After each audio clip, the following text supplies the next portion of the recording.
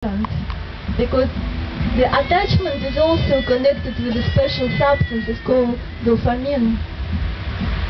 The attachment.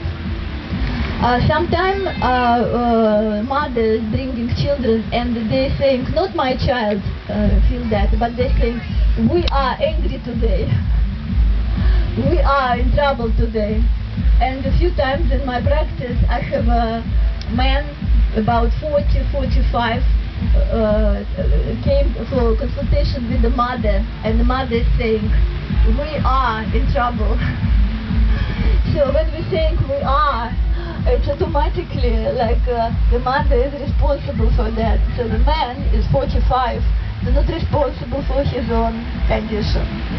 So after 2.5, 3 years old, the child must identify, children must identify themselves as a separate. It's not we are anymore. It's you and me. So it's your hand and my hand. It's your head and my head. Yes, we are one. But my trouble, it doesn't mean it's your trouble. When we are saying that we are one, it doesn't mean that my sugar diabetes have to be your sugar diabetes. Yes. So, and first thing, we need to make the proper identification that I'm not a child anymore. So I do not need to carry mother's sugar diabetes when I'm 45. Because the mother said, of course, my son will have a sugar diabetes because I have a sugar diabetes. We have a sugar diabetes. Yeah? So this identification with the family problems is another problem there. And we need emotionally separate ourselves and said, okay, it's your reaction, you are free to react that way, but I'm not. My choice is not to be in that way. What happens with us when we have problems with our faces? For example, like acne. Yes. So what is this acne? We have a lot of expectations, and we already feel that they are not coming, so they're not satisfied.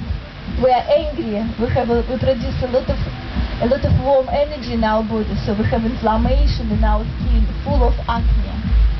Of course, we want to eat the wrong food, so we support our emotions. Of course, then the digestive system creates this kind of disease. But why exactly here? Why some people, many people eating similar food, but they have different disease? Why? Because of the emotional issue. Yes? Any questions? Someone wants to discuss the problems as well? Please come in. At some stage, can you talk about serotonin? About serotonin.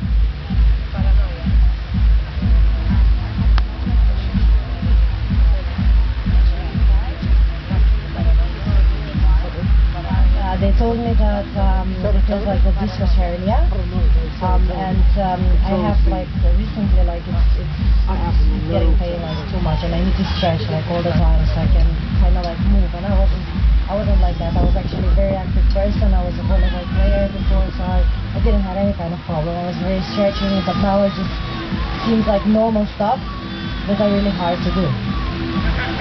And how is your relationship with the father? That's a good question. My mother was always the one who was being in the first place, and my father was kind of like left out. And as well, recently I've been out of a very long relationship with my partner. We were married as well, so that kind of like as soon as we separated, actually like I started to hurt. Doctor said it was like an old wound, like from before, but then again, like I never realized it until now. And now it started hurting, and I'm trying to deal with it. Thank you for your trust to express it here.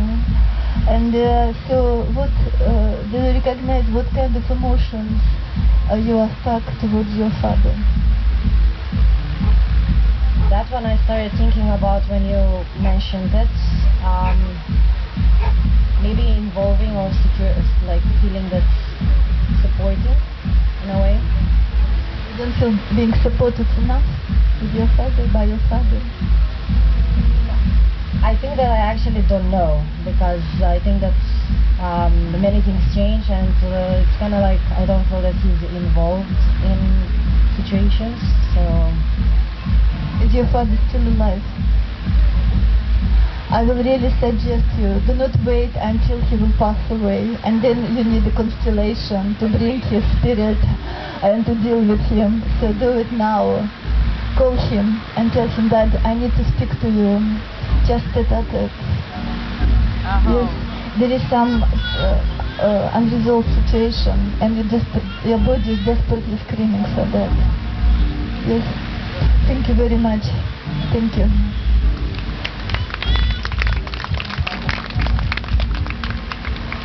The process of healing, by just saying about it, it's already begins. And this is the beauty of it. So when you start to deal with that, you already started to deal with that.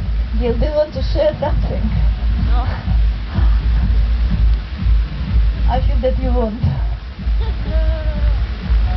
So when I met this incredible human sitting next to me, I had a lot of baggage from my mother's side and from my father's side. And just when you're speaking, my mum passed away 3 years ago, and me and my mum had a lot of fights between us.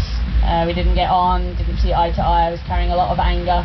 I came to a lot of sessions with Lidia, did a lot of screaming and thrashing around with constellations and holotropic breathing, and it really made me see the truth of what was between me and my mother, and how I put her as this ideal that she needs to be a perfect mother, and I need to be the perfect daughter. And obviously we're all humans doing the best that we can, and it made me find compassion and a want to communicate.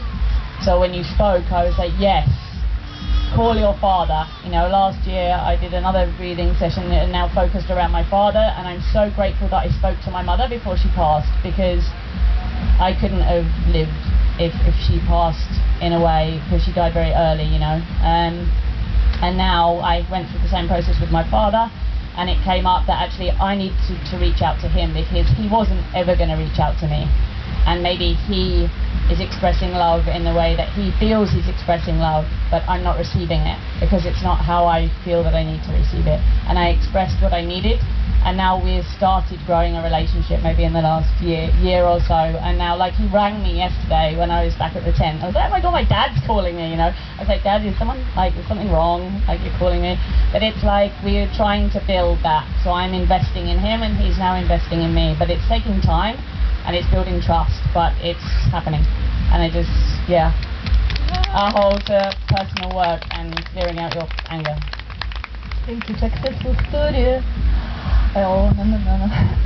Successful story. And so it's this is the way. So be appreciative if your parents are still alive, and deal with them, of course, without blame. Because if not, they will pass away and you will carry the guilt. And the guilt attracts the punishment. Always. We will punish ourselves if we will feel guilty.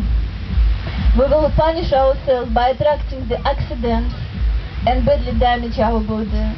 We will attract the toxic relationship, violent relationship, where another partner will abuse us because we feel guilty. And when we feel guilty, we feel that everyone is right to abuse us. Everyone is right to punish us. Life must punish me because I feel guilty. So by managing this kind of emotions, you are actually changing your destiny. How to change your destiny and how to change your karma? It's another very delicate question. How to change the karma? And in the karmic field, there are many influences of stagnant emotions. So what to do with these emotions? Need to involve them into your life. It's okay to be angry and not spiritual, not connected to the picture on your wall where the yogi is sitting and absolutely still.